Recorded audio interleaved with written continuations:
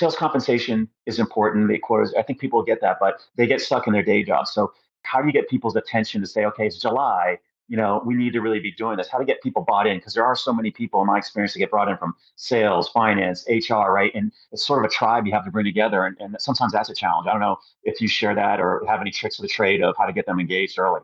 Yeah, a couple of things.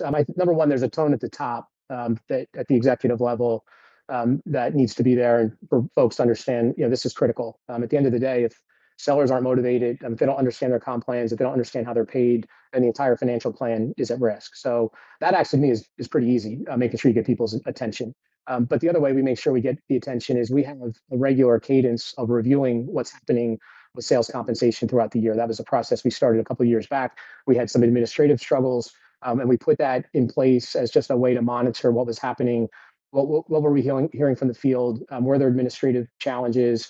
What are we seeing in terms of the outcome of the plan, which is really what you need to focus on. And that cadence helps drive throughout the year a focus that leads very naturally into the planning cycle that starts for us as a calendar year company right around this time of year. So if you're sort of focused on just, hey, this is a once a year exercise, then you're already sort of behind the eight ball. It has to just be ingrained in what you do day in, day out. And that has worked for us here at Click in terms of getting the organizational focus that it requires. Taking one step back of what Dennis just said, it cannot be underestimated how important it is to get field feedback on a sales comp plan, not only when it's running, but actually, to Dennis's point, when you're starting the comp plan design for the next year. Yes, of course, it has to be a top-down supported and communicated effort. Otherwise, the buy-in is going to be very difficult. But during the design phase, try to find people who also will tell you this is how I'm going to behave versus this is what I want.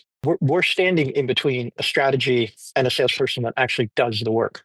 So we have to kind of filter, interpret, and determine how is this going to work. And when we go through the reviews, to Dennis's point, after 3 months, 6 months, 9 months, you want to make sure that works right. So it can't be something, for example, where the salesperson ends up with 15 metrics. That's just not going to work. Yeah. So keep it as simple as possible.